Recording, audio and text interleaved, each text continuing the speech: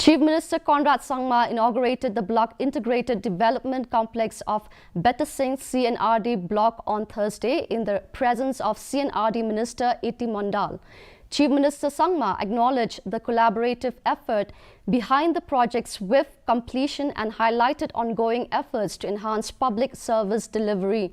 He underscored the significance of improving infrastructure at the grassroots level, ensuring effective governance and public welfare.